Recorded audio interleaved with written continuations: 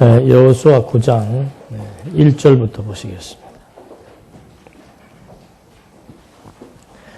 여호수아 9장 1절.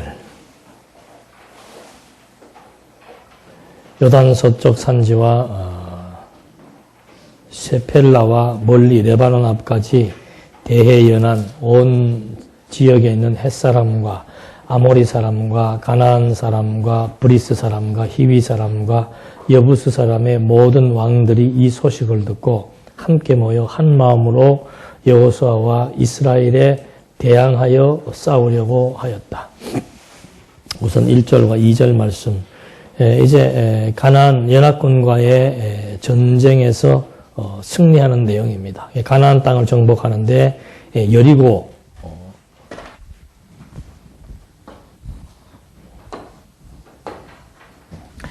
여기 요단강이고 이게 이제 사해바다죠. 바로 여기에 이제 길갈이 있습니다. 길갈이 있고 바로 여기 여리고가 있고 이게 아이성이 있습니다. 그러니까 여리고성, 아이성 정복해서 싸움에 여기서는 소리 지르고 여기는 이제 불로 이렇게 해서 전쟁에 이기게 하는 소문이 퍼지니까 이 일대에 있던 이제 가나안 원주민들이 자기들도 이제 곧 패전할 것을 감지하고 연합군을 결성해서 이제 이 여호수아의 군대와 전쟁을 치르려고 하는 거죠. 그래서 시편 기자가 그런 고백을 합니다. 어찌하여 열방이 분노하느냐. 이 땅은 하나님께서 아브라함과 이삭과 야곱에게 이미 주시기로 약속한 땅입니다. 그러니까 반드시 이 땅은 하나님 여호와의 언약대로 이스라엘 백성들이 정복을 하게 돼 있는 거예요. 그런데 어째서 연합군들이 분노하냐 이 말이죠. 그러니까 이건 하나님의 뜻을 모르면은 분노라고 하는 것은 이미 하나님의 뜻을 모르니까 분노가 나오는 거죠. 하나님이 그렇게 하셨다. 더군다나 이 땅은 우리가 오래 살았더라도 우주와 만물을 창조하신 창조주가 볼 때 이 땅은 너희 땅이 아니라 그러면 아닌 거죠. 그러니까 우리도 하나님을 모르면은 지금 내가 가지고 있는 소유권으로 되어 있는 그것이 내 것인 줄 알지만 하나님을 알면은 이것은 내 것이 아니고 하나님의 거구나. 그런 생각이 들면은 내 것을 누가 사기를 쳐서 가져가도 내 것이 아니니까 하나님께서 하나님의 것 나한테 맡겨놨다가 우리는 하나의 보관 장소예요. 재물이라고 하는 거. 재산도 하나님이 우리에게 보관하시는 거예요. 보관하시는 거. 필요에 따라서 놔뒀다가 또 필요에 따라서 빼놓았다가 다시 또 줬다가 그게 이스라엘 백성들의 그 성전 기명과도 똑같은 거 아닙니까? 히스기야 때 바벨론에서 온 사신들에게 그걸 보여주니까 그거에 탐욕이 생겨가지고 그들이 다 뺏어가잖아요. 근데 사실은 우리가 볼 때 현상적으로 볼 때는 뺏겼다, 손해봤다, 상이당했다 하지만은 사실은 누가? 하나님께서 이스라엘에게 있던 그 성전의 기명을 어디로? 바벨론의 창고로 옮겨놓은 거죠. 그러니까 해석의 방식에 따라서 분노하느냐, 그렇지 않으면은 인정해서 감사하느냐, 두 개의 극단으로 나눠지게 돼 있다고 말입니다. 당신은 왜 분노해요? 감사해야지. 그 분노와 감사의 기준은 어디에 있는가? 하나님에게 있는 거예요. 하나님이 인정되면은 감사한 것이고, 하나님이 인정이 안 되고 내가 주인인 줄 알면은 그 다음에는 내 것을 이 친구가 이렇게 했으니까 분노하게 되는 거고, 가나안 땅의 주인이 자기들인 줄 아니까 자기들이 지금 막 분노가 생기고 억울함이 생기는 거죠. 그러니까 억울함, 분노, 근심, 걱정, 염려, 이게 다 악성이에요. 악성. 그 악성은 독성이 되고 독성은 뭐가 됩니까? 종양이 되는 거죠. 그러니까 그게 다 왜 그런가 이 말이에요. 우리 맨날 하나님 여호와고 어쩌고 하면서도 실제 주어진 상황 속에서 분노하고 막 미움하고 질투하고 시기하고 근심하고 염려하는 거, 하나님이 없기 때문에 그런 거예요. 내 속에 하나님이 계시면은 잠깐이야 할 수 있겠죠. 그러다가도 금방 정신이 들어서 판단하고 분별력이 생겨서 그게 아니지. 하나님이 지금 내게 필요 없으니까 저쪽으로 보낸 거고 또 내게 필요하면은 어떻게 해요? 알아서 하나님이 다 해주신다. 그게 믿어지면은 또 어떤 분은 또 너무 믿음이 좋아서 알아서 해주실 것을 너무 믿고 막 오늘 막 마이너스 될 때까지 막 이렇게 가가지고 파산하는 경우도 있잖아요. 그것도 불신앙이에요. 주지도 않았는데 왜 김치국물도 마셔. 하나님께서 주시고자 한 뜻이 있어야 주는 건데 뭐 줄 줄 안 줄 줄 우리가 압니까? 모르죠. 그 눈이 땡기는 사람들 많다니까요. 그것도 불신앙이고 또 주어진 현실 자체를 내 기준에 의해서 플러스 마이너스를 정산하는 것도 불신앙이고 플러스 마이너스가 없어요. 우리한테는 항상 뭐예요? 항상 수학 선생님이 뭐라고 얘기해야 제일 좋아요? 플러스 마이너스 말고 중간을 뭐라고 얘기하나? 정량. 정량. 오늘 큰 거 하나 월척했습니다. 정량. 정량이에요, 정량. 하나님이 딱, 아주 그냥 바르게 딱 측량해서 주어진 정량이죠. 근데 우리는 그걸 정량으로, 하나님이 인정이 되면은 정량으로 보여지다가도, 하나님 인정이 안 되는 순간 대부분이 마이너스지, 뭐, 대부분이 마이너스. 대부분이 마이너스지. 그래서 여러분, 그 정량의 기준을 뭐라고 얘기하는 겁니까? 내가 적신, 붉은 몸 하나 가지고 나왔다, 이 말이에요. 붉은 몸 하나 가지고 나왔는데 지금 뭐 얼마나 많은 것이 있냐, 이거죠. 그렇게 아예 기준을 잡아버리잖아요. 지금 기준 높이신 분들 다 내리십시다. 그래야 마음이 편안해집니다. 그거 뭐 올린다고 해서 행복해지는 것도 아닌데 자꾸 올려놓아 봤댔자 기분만 나쁘고 마음만 상하고 무시당하는 것 같고 억울한 것 같고 뭐 세상에 어째 이런 일이 있을 수가 있는 것 같고 끝도 한도 없습니다. 그래봐야 자기만 손해, 자기만 손해. 이 친구들이 맨날 연합해봐야 세 발의 피해요, 이거. 요 연합 그럴 때 다 연합해보십시오. 되나? 안 되게 돼 있죠. 왜? 하나님이 이미 뜻이 이 땅은 이스라엘 백성에게 주시기로 작정한 땅이기 때문에 하나님의 작정을 변개할 수가 없는 거죠. 그런 맥락 속에서 지금 이 친구들이 지금 이제 엉터리 계획을 세운 겁니다. 3절에 보니까 기브온 주민들은 여호수아가 여리고와 아이에서 했던 일을 듣고 속임수를 써서 마치 자신들이 사신인 것처럼 꾸며 자기들의 나귀에 낡은 자루와 낡고 찢어져 깨맨 포도주 부대를 싣고 그들의 발에는 낡고 기운 신발을 신은 다음 겉에는 낡은 옷을 걸치고 마르고 곰팡이가 난 빵을 준비해서 길갈에 있는 진으로 여호수아를 찾아와서 그와 이스라엘 사람들에게 말하기를 우리는 먼 나라에서 왔습니다. 이제 우리와 조약을 맺어 주십시오. 그러니까 기브온 사람들이, 기브온은 뭐 바로 옆 동네예요. 이 기브온 사람들이 그 다음은 누구 차례예요? 자기 차례인 거예요. 그런 건 또 잘 알아. 자기 차례 오는 거는. 그러니까 이거 안 되겠다 싶어가지고는 머리를 쓴 거죠. 써서는 멀리서 온 것처럼 빵에도 곰팡이가 피경하고 옷도 다 떨어지게 해서 여호수아가 있는 길갈. 여기죠. 길갈. 요 길갈에 여호수아의 주둔지에 와가지고 여호수아한테 우리는 지금 멀리서 왔는데 우리 죽이지 말아달라 하고 하면서 조약을 맺자고 지금 이제 요구하는 내용이죠. 그러니까 이때의 문화는 신의 이름으로 약조를 하게 되면 그걸 파기하면은 누구를 모독하는 게 돼요? 신을 모독하는 게 돼요.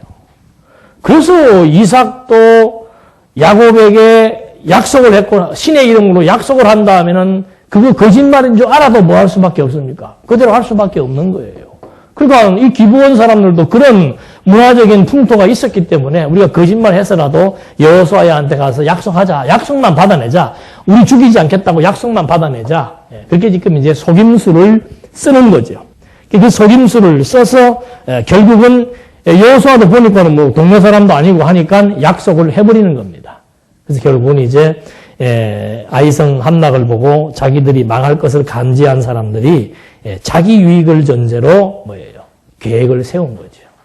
이걸 이제 우리는 세상 말로 하면은 요 사람들이 약한 사람들이고 머리 좋은 사람들이고 하나님 중간에서 볼 때는 이건 되지도 않는 일을 지금 하는 거예요. 아무리 머릿속에 해보십시오. 되나? 안 되게 돼 있는 거죠. 그러니까 노아는 세상 사람들이 볼 때는 어리석어 보이지만은 하나님이 볼 때는 지혜로운 자예요. 그러니까 하나님 중심의 지혜가 있느냐 없느냐에 따라서 우리의 생활 태도나 자세가 달라지게 되어 있는 거예요.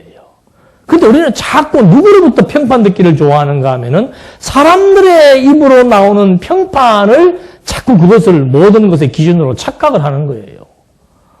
10명 중에서 9명이 가는 길을 바른 길인 줄로 안다니까요. 그러니까 보통 사람들 전부 다 애들을 먹이고 입히고 공부시켜서 뭐하고 잘 먹고 잘 살게 하는 거. 그게 다 정도인 줄 아는 거예요. 정도. 우리도 그렇지 않아요? 열심히 공부시키는 거 왜 시키는 거예요? 잘 먹고 잘 살게 하려고 그러는 거지. 무슨 주의 일이 그거는 나중에 어찌 되면 되겠지. 그거는 신경 안 써도 된다. 일단 뭐 하고 살아봐야 된다. 잘 먹고 잘 살아야 된다. 잘 먹고 잘 사는 거 아까 어디 가서 정량. 하나님이 정해준 정량 따라 되는 거지. 이게 무슨 건모 술수 부린다고 해서 그 가나안 땅이 자기 땅 기본이 안 망하겠습니까? 그 생각은 못 하는 거죠. 그래서 하나님 알면은 그래서 건모 술수를 안 부리고 사는 거예요. 크게 거짓말할 것도 없고 남 속일 것도 없고 건모 술수 부리지 않는 것이 뭔가? 그게 예수 믿는 사람들의 윤리 도덕이기 때문에 그런 것이 아니고 하나님 알면은 그렇게 할 수밖에 없는 거예요. 해봐야 그거 뻔하게 안 되는 게 뻔한데. 그래서 지금 이 기브온 사람들은 순간만 생각을 하는 거죠. 그래서 이스라엘이 속은 줄로 알고 결국은 그 기브아 사람들을 노예로 삼는 내용이 16절로 21절까지에 나오는 거예요. 그래서 20절부터 한번 보시겠습니다. 우리가 그들에게 할 일은 그들을 살려주어 우리가 그들에게 맹세한 맹세로 인한 진노가 우리에게 내리지 않게 하는 것이다 하고 지도자들이 그들을 살려주라고 말하였으므로 그들은 지도자들이 말한 대로 온 회중을 위하여 나무 패는 자와 물 깃는 자가 되었다. 그러니까 지금도 이 사람들이 계속해서 이제 이스라엘 가보니까는 딱 도시 안에 이렇게 선을 끄가지고 요거는 팔레스타인, 요거는 이스라엘 사람들 한 동네에 딱 선 꺼놓고는 옆구리에 가시가 되게 만들어 놓은 거죠. 그러니까 인간의 생각과 하나님의 생각은 이건 너무도 현격한 차이가 나기 때문에 자꾸 이렇게 어리석은 계획, 어리석은 수단, 어리석은 방법, 순간을 모면하기 위한 어떤 방책 이런 데 예민할 필요 없는 거예요. 그냥 어려움이 있으면은 참 저는 그게 실감이 나요. 그 영광에 계시는 그 루게릭 그 집사님 보니까 아침부터 하루 종일 하시는 일이 뭔가 그냥 노트북 켜놓고 말씀만 하루 종일 듣는 거예요. 그러니까 옆에 사람들도 같이 전념이 돼가지고 같이 공부하니까 뭐가 좋아져요? 그 사람들은 다 사형선고 받은 사람들이에요. 살라고 듣는 게 아니에요. 들으니까 마음이 편해지고 좋고 그래서 듣는 거예요. 내 건강 회복돼가 살아야 되겠다. 그런 꿈이 있기 때문에 회복이 되는 게 아니라니까요. 말씀 듣고 이런 것들이 다 조정이 되니까 여러분 암 환자들에게 제일 먼저 오는 징후가 뭐예요? 분노 아니에요. 분노 억울함. 왜 나에게 이런 게 걸렸는가? 말씀 들으니까 다 정리되잖아요. 아이고 인생 어차피 60을 살든 50을 살든 70을 살든 살다 가는 거 여호와 어떤 분이 이제 배우고 그분 경외하며 살다 가면 그게 최고다. 그게 깨달아지면은 병상에 있으면 어떻고 밖에서 활동을 하면 어떠냐 이 말이지요. 하나님이 어떤 분이신 줄 알고 부활의 소망이 있는데 그러니까 하루 종일 들으니까는 잡념이 침투를 못하는 거죠.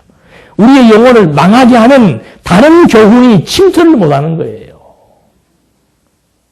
그럼 마음이 편해지고 마음 편해지니까는 루게릭 환자의 말기가 몸 쫙쫙 말라 들어가는 거 아니에요. 근데 시키없이 불어난다고 그러잖아요. 그래서 이 말씀을 듣고 산다는 것이 그만큼 우리의 이 생각, 판단, 모든 것의 기준이 되기 때문에 거기에서 이탈되는 순간, 잊어버리는 그 순간 우리는 그냥 이쪽으로 지나갈 수밖에 없는 거예요. 왜? 이건 너무 큰 세력이고 너무 커 보이고 온 사람들이 다 똑같은 판단 기준의 노아의 시대와 같이 모든 사람들이 아주 그냥 여기에는 전부 일치감을 가지고 있습니다. 일치감을 가지고 한마음 한뜻 되어서 가는 그 길을 바라보면서 거기에서 돌이킬 수 있다? 거기에서 아니라고 말할 수 있다? 이건 진리 아니고서는 불가능한 거예요. 그래서 그들이 결국은 이제 이스라엘 백성들에게 노예가 되어서 장작 패주고 물기 있는 자가 되어버린 거죠. 그러니까 여호수아의 문책에 대해서 기브온 거민들, 여호수아도 화가 날 거 아니에요. 속여가지고 막 뭐라 그러니까 기브온 거민들이 이제 이유를 대는데 22절 여호수아가 그들을 불러 말하기를 너희가 우리 가운데 살면서 왜 우리를 속여 우리들은 당신들에게서 매우 멀리 있습니다라고 하였느냐. 이제 너희는 저주를 받아 너희 가운데 종에서 풀려날 자가 없을 것이며 내 하나님의 집을 위하여 나무 패는 자와 물기는 자가 될 것이다라고 하므로 그들이 여호수아에게 대답하여 말했다. 여호와 당신이 하나님께서 자기 종 모세에게 명령하여 모든 땅을 당신들에게 주고 또 그 땅의 모든 주민을 당신들 앞에서 멸하시는 것을 당신의 종들이 분명히 들었으므로 우리는 당신들에게 우리의 목숨을 잃을까 봐 몹시 두려워서 이렇게 하였습니다. 보십시오. 이제 우리는 당신의 손에 달렸습니다. 당신이 보시기에 좋고 옳은 대로 우리에게 행하십시오. 여호수아가 그들에게 그대로 시행하여 그들을 이스라엘 자손의 손에서 건져내고 죽이지 않았다. 그날에 여호수아가 그들을 회중과 여호와의 제단을 위하여 나무 패는 자와 물깃는 자로 삼았으니 그들이 오늘날까지 여호와께서 택하신 곳에서 그 일을 하고 있다. 그러니까 이것은 역사적으로는 이제 그들이 속여서 남겨두어서 유대인들의 옆구리가 가시가 되었지만 신학적 의미로는 이들과 같이 버려지고 이방인된 우리들이 그리스도의 성전 안에서 헌신하고 봉사하며 살 것에 대한 예표로서의 모형과 그림자가 되는 거죠. 이렇게 이제 연합군 기본 거민과의 언약이 체결되는 내용들을 확인해 보았고, 그 다음에는 이제 연합군들이 결성되니까 그 연합군들을 진멸하는 내용들이 10장에 나옵니다. 10장 1절에 보니까 여호수아가 아이를 점령하면서 여리고와 그 왕에게 한 것처럼 아이와 그 왕을 진멸하였으므로 기브온 주민이 이스라엘과 화친을 맺어 그들 가운데 있다는 소식을 예루살렘 왕 아도나세덱이 듣고 그가 크게 두려워하였으니 이는 기브온 왕이 있는 성읍처럼 큰 성으로 아이보다 더 크고 그 사람들은 용맹하였기 때문이다. 예루살렘 왕 아도니세덱이 헤브론 왕 호암과 아르못 왕 바람과 라기스 왕 아비아와 에글론 왕 드빌에게 사람을 보내 말하기를 내게로 올라와 나를 도와주십시오. 우리가 기브온을 공격합시다. 기브온이 여호수아와 이스라엘 자손들과 화친을 맺었기 때문이요 하니 아모리의 5 왕들 곧 예루살렘 왕과 헤브론 왕과 쭉 왕들이 기브온을 대항하려고 기브온 앞에 진을 쳤더라. 그러니까 기브온은 아이성보다도 큰 성이고 괜찮은 성이에요. 군사력이 괜찮은 나란 성적이었는데 이들이 지금 여호수아에게 항복을 해버리니까 나머지 5 왕들이 화가 나가지고 힘을 뭉쳐서 우리가 여호수아는 못 건드리더라도 이 기브온을 없애버리자라고 결의하는 내용이 10장 1절로부터 5절까지의 소개가 된 겁니다. 그러니까 전쟁을 이제 쳐들어올 것이라고 아니까 기브온 거민의 요청으로 여호수아가 연합군을 진멸합니다. 그러니까 참 기브온은 약삭 빠르죠. 누가 주인공인 줄 알고 거기에 딱 붙어버리니까 이 기브온은 여호수아가 보호를 해줘야 됩니다. 신에게 약속을 했기 때문에. 그래서 이제 결국은 기브온 사람들을 보호하게 되는 내용이 5절로부터 6절로부터 11절까지 소개가 되는 겁니다. 그래서 한번 보시겠습니다. 6절 기브온 사람들이 길갈 진영에 있는 여호수아에게 사람을 보내 말하기를 당신의 종들을 돕는 일에 당신의 손을 늦추지 마시고 속히 우리에게 올라와 우리를 구해 주시며 우리를 도와주십시오. 산지에 사는 아모리의 모든 왕들이 우리를 대항하여 모였습니다라고 하였다. 여호수아가 모든 군사와 강한 용사들과 함께 길갈에서 올라갔다. 여호와께서 여호수아에게 말씀하시기를 그들을 두려워하지 마라. 내가 그들을 내 손에 넘겨주었으니 그들 가운데 한 사람도 내 앞에 서지 못할 것이다.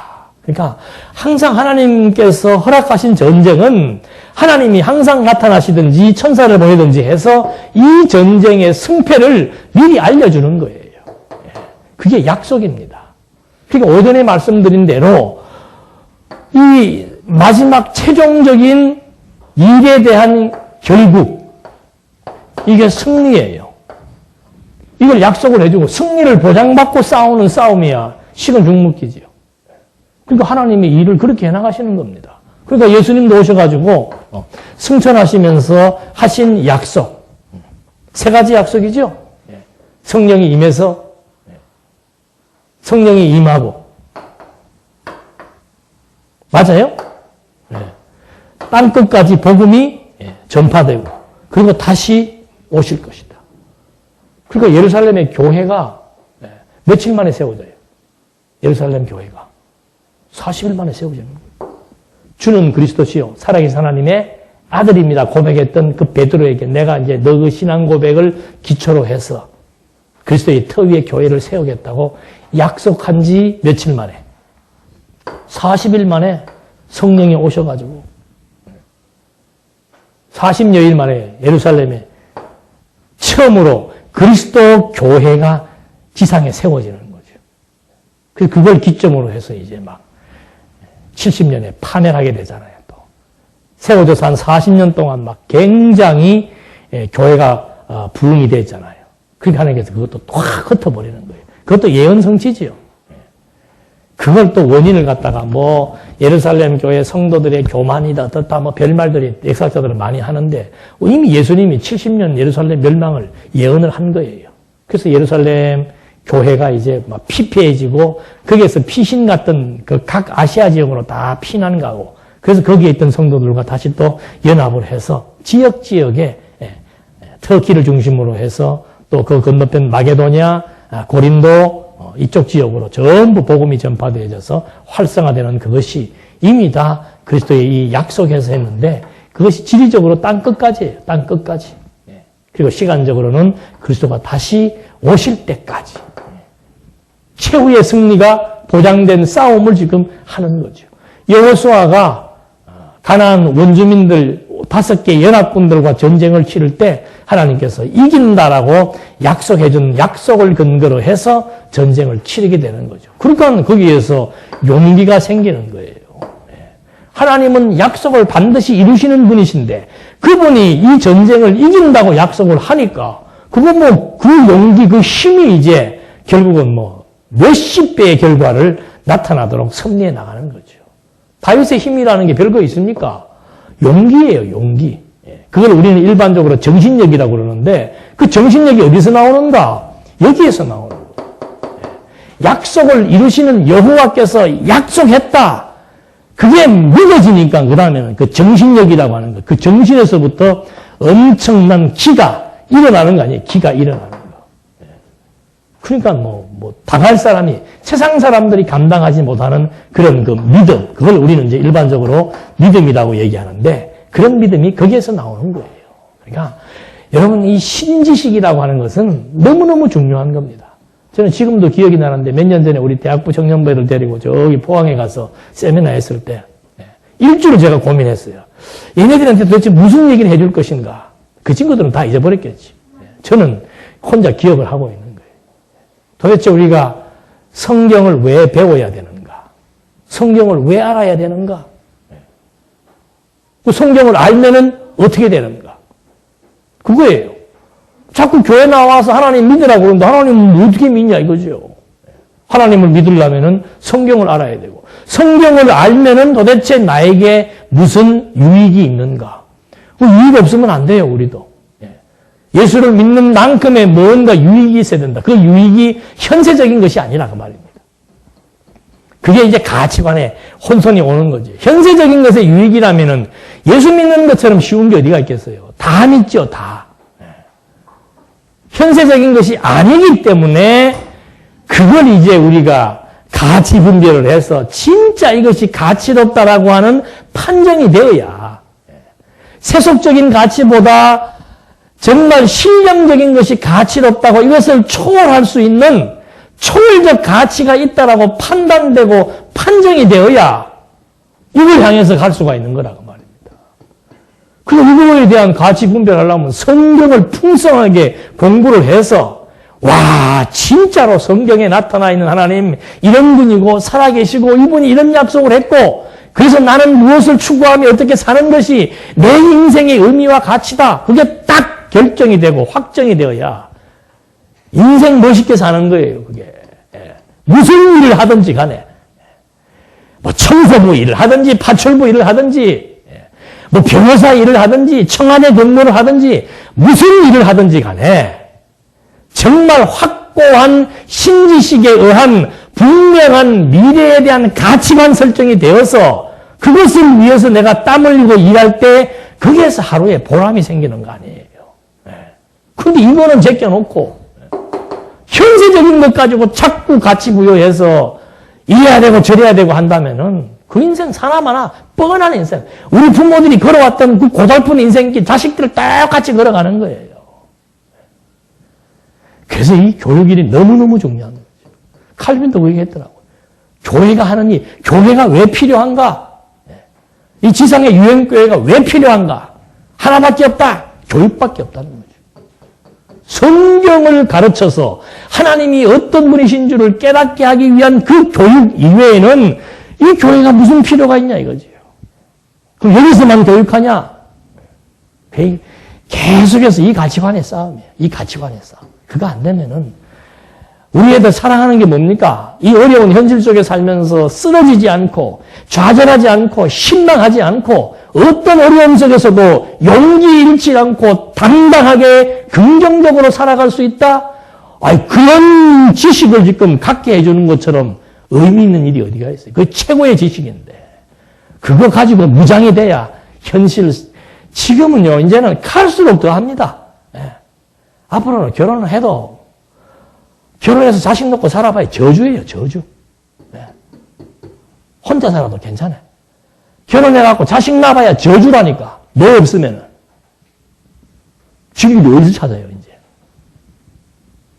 진리를 찾는 것도 힘들고, 진리를 이거 무장한다는 것도 이거 예산 일이 아니에요. 정말이에요. 애들 진짜 막 어릴 때부터 막 세게 교육시켜가지고 유대인들처럼 막 그렇게 시켜서 이게 막 두뇌에 그냥 콱 박히기 이전까지는 다 흐트러져요, 다. 어른들도 산산이 흩어져 버리는데 뭐 기대할 게 뭐 있어요. 목사들까지라도 그렇게 수십 년 같이 공부해가지고도 나중에 딴소리들 하는데 어떡할 거예요. 그럼 뭐 성도님들이야 오직 하겠어요? 전문적으로 파고들어서 하지도 않았는데. 그러니까 이게 정말 진리를 뭐 지키고 자시고 할 것도 없습니다. 내가 먼저 진리의 말씀에 동화되어서 그 말씀의 힘에 의해 살아간다는 거, 내가 그렇게 산다는 것, 그게 제일 중요한 거예요. 지키고 전파하는 것도 2차적인 뭐 전파는 뭔 전파요. 내가 살아야지, 내가. 그게 확실해야 그 다음에는 주변을 돌아보면서 이거 없으면 죽는다고 말할 수가 있어야지. 너 이거 없으면 죽는다. 진짜 지금 세상 죽이는 세상이에요, 다. 이거 없으면 죽는다. 그래서 전쟁이라고 하는 것도 저렇게 하나님께서 이렇게 이긴다, 진다를 하나님이 선언할 수 있는 이유는 뭔가? 당신이 다 작정하신 대로 섭리하시는 여호와이시기 때문에, 그래서 미리 전쟁에 대한 승패도 당신이 결정된 사항을 알려줄 수 있는 거죠. 그렇게 해서 12절 말씀 한번 보시겠습니다. 여호와께서 이스라엘 자손에게 아무리 사람을 넘겨주시던 날 여호수아가 이스라엘이 보는 앞에서 여호와께 말씀드리기를, 태양아 너는 기브온에 머물러라, 달아 너는 아얄론 골짜기에 머물러라 하였고, 태양이 머물고 달이 멈추어 서 있기를 백성이 자기 대적들에게 원수를 갚기까지 하였으므로 해가 중선에 선체의 거의 종일토록 속히 내려가지 않았다 라고 야살의 책에 기록되지 않았느냐. 여호와께서 사람의 목소리를 이날처럼 들어주신 일은 전에도 없었고 후에도 없었으니 여호와께서 이스라엘을 위하여 싸우셨기 때문이다. 그러니까 승리를 예고해주고 그 다음에 그 승리 예고된 하나님께서 언약하시고 그 언약을 또 미리 예언해 주시고 예언대로 성취해 주시는데, 구약시대는 계시시대예요. 계시시대. 그리고 하나님이 하신 말씀을 실제로 눈으로 보여줘야 되기 때문에 홍해바다도 가르고 요단강도 가르고 그 다음에는 천체, 해와 달이 하루 종일 그 자리에 머물러 있게 만들어버린 거죠. 저는 이거는 단어는 못하겠어요. 우리 곽경도 박사님이 이거 아시면은 또 한번 설명할 기회가 있을는지 모르지만은 이건 표적이죠, 표적. 그러니까 우주와 만물을 창조하신 하나님께서 저런 자연 법칙을 조금씩 틀어나간다는 것은 너무도 쉬운 거예요. 지금 뭐 일본에 무슨 막 쓰나미가 몰려오고 이것도 아무리 연구하고 계산해 보십시오. 막을 수도 없고 근본적으로 왜 일어나는지를 몰라요. 지금 얼마 전에 날씨가 막 더웠다가 또 확 추웠잖아요. 그 일기에 보면 뭐라 그럽니까? 북쪽에 있는 찬바람이 몰려오고 남쪽에 있는 더운 바람이, 나는 그거 들을 때마다 찬바람이 왜 왔는고? 그게 궁금한 거예요. 네. 찬바람이 북쪽에서 왜 와? 그거 있지 그냥. 그러니까 우리는 그런 바람 일기예보 보면서도 그게 바로 뭐예요? 해와 달이 중천에 그대로 떠 있는 것과 똑같은 뭐예요? 기적이에요. 자연법칙은 처음에는 찬바람은 북쪽에 있어요. 그 핵심은. 근데 지금은 막 그 중심축이 움직여 돌아다니는 거예요. 하늘에 바람의 축이 움직여 돌아다니고 땅의 지표가 서로 그냥 막 맞물려서 충돌을 일으키고 그거에 의해서 하늘의 바람과 땅의 지면의 움직임에 따라서 물이 어떻게 되는 거예요? 막 소용돌이 치는 거 아닙니까?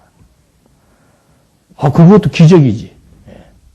자연 법칙에 위배되는 거죠. 이건 너무도 당연하고 이거 별것도 아니에요, 하나님께서는. 그래서 저런 부분들이 태양과 달이 머무는 거, 시간을 조절하시는 하나님. 제가 그때도 한번 그런 말씀 드렸잖아요. 시간이란 있다 없다. 시간이란 있다 없다. 없는 거예요. 없는데 우리는 지금 다 시간 시간이 제대로 되어 있을 것 같으면 1시간이면 1시간 그 기간의 느낌이 똑같아야 되잖아요. 어떤 때는 1시간이 길고 어떤 때는 1시간이 어떻게 해요? 작고. 처음에 연애할 때 사랑하는 사람 만났을 때 1시간은 어때요? 너무 짧아. 30년 지나고 나서 1시간은.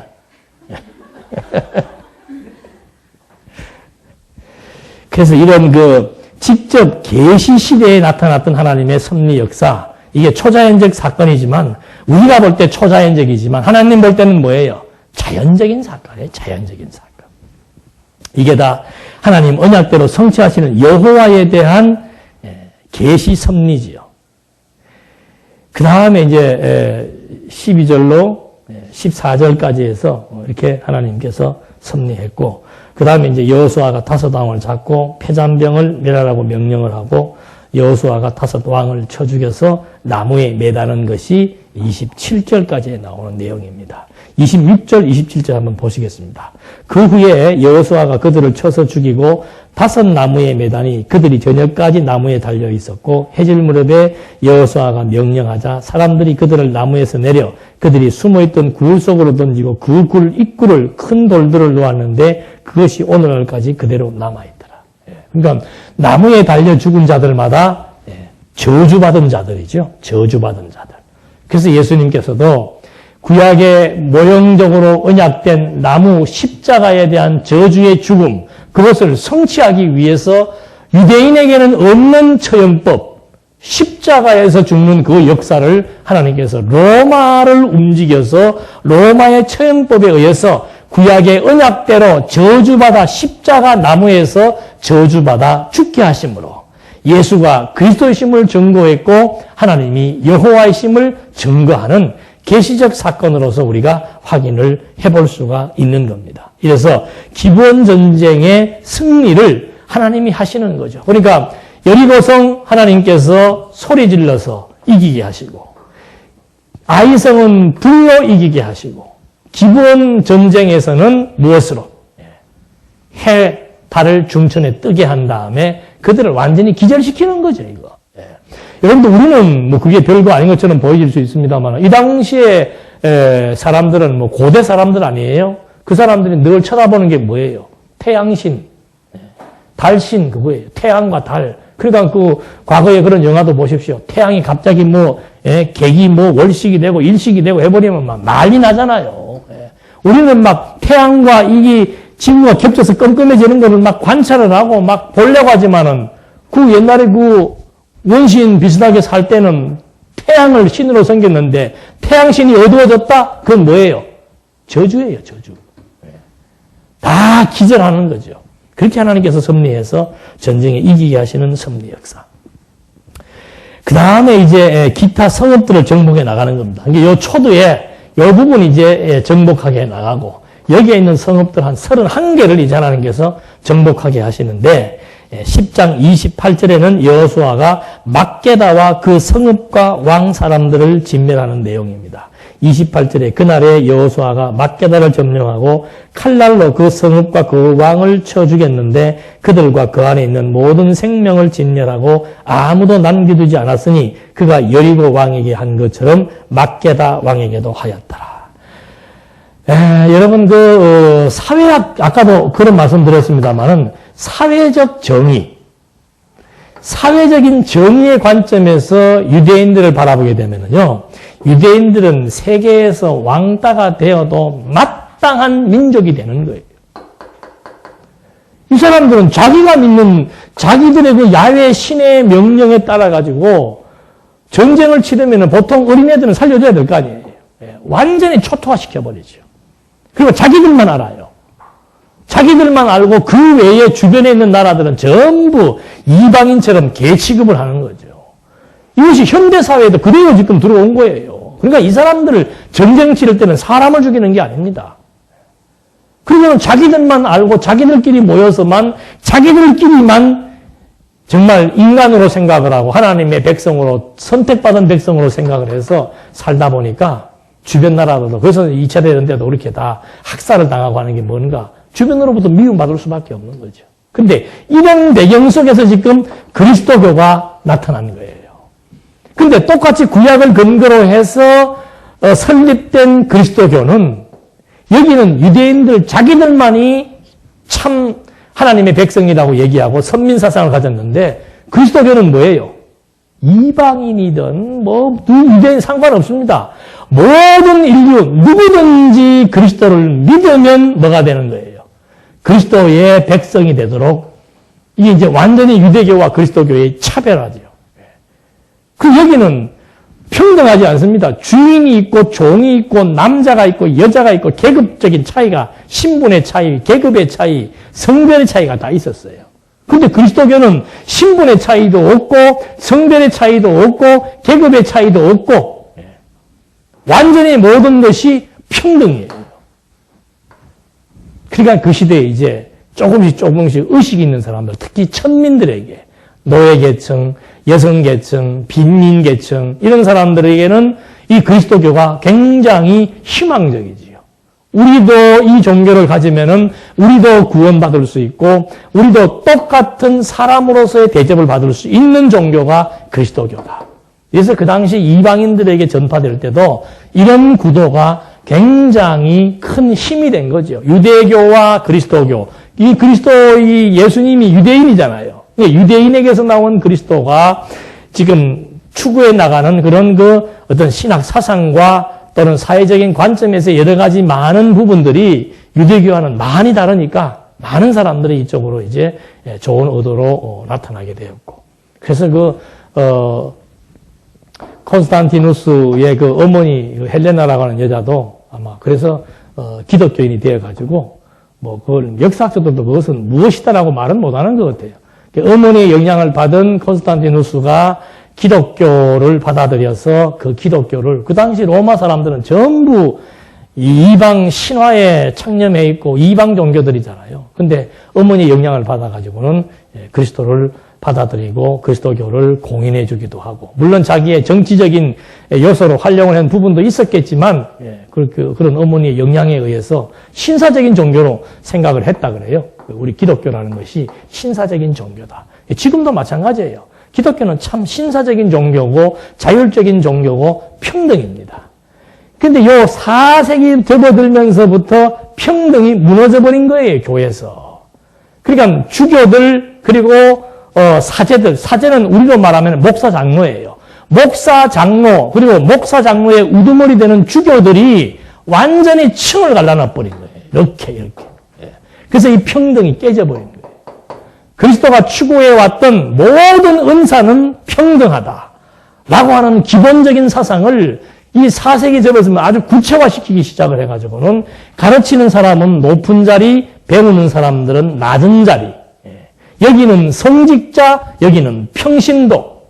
완전히 구분하는 것이 이제 그때로부터 왜? 황제가 자기 황제의 어떤 권위를 더 구축하기 위해서 기독교를 이용을 한 거지요. 그래서 기독교 이용을 해서 우두머리를 자꾸 높여서 세워준 거예요. 그래서 여기에다가 종교의 황제, 아우구스티누스는 정치적인 황제. 그래서 여기를 교황이라고 얘기를 해주는 거예요. 교황이란 말이 이때 이제 공식적으로 사용되기 시작을 하는 거죠. 그래갖고는 395년도인가 그쯤에 가서 아예 그냥 로마의 국교, 기독교로 딱 체계화시켜버린 거예요. 그때부터 이 종교가 정치에 간섭을 하고 지방에 있는 우리로 말하면 지금 뭐예요? 군수들, 이런 사람들을 세우는데 직접적으로 관여를 하기 시작을 하고 성전에서 근무하는 사람들에게 돈을 주기 시작을 하고 지금으로 말하면 월급주는 성가대, 관리인, 사찰 모든 사람들 이때부터 이제 성직자라 그래가지고는 녹을 주기 시작을 하고 그래서 한 번 성직자는 영원한 성직, 공산당하고 똑같아요. 한 번 성직자는 영원한 성직자가 대물림을 해가지고는 계속해서 국가로부터 월급이 나오는 거예요. 이런 제도가 이제 1200년을 오면서 고차가 된 이것을 칼빈이 루터가 개혁을 일으켜서 이것이 아니라고 했는데 아니라고 하면 뭐예요? 또 400년쯤 지나니까 다시 또 원점으로 돌아가려고 몸부림을 치는 이 전통 우리 개혁교회들 똑같은 모양으로 또 돌아가 있잖아요. 그래서 여러분 체제개혁에 대한 그 원론이라고 하는 것은 다른 것 없습니다. 방식들이야 여러 가지 방식을 취할 수 있습니다만 지금 우리가 오전에 디모데서 공부하는 것처럼 이런 모든 사상을 기본으로 해서 잘못된 내용들을 하나씩 확인을 해서 고쳐나가야 내용적으로도 형식적으로도 다 바르게 해나가야 이것이 정말 우리가 살고 후대가 살 수 있는 그런 하나의 계기가 되기 때문에 저런 과정들도 참으로 중요한 것이라고 말씀을 드리는 겁니다. 그렇게 해서 여호수아가 그다음에 또 림나성과 왕을 쳐서 파멸시키고 해서 쭉 해가지고 43절까지 여호와의 능력으로 취하게 된 성읍들과 땅의 경계가 쭉 소개가 됩니다. 이것까지는 이제 이후로부터는 다음 시간에 하도록 그렇게 하겠습니다. 기도하시겠습니다.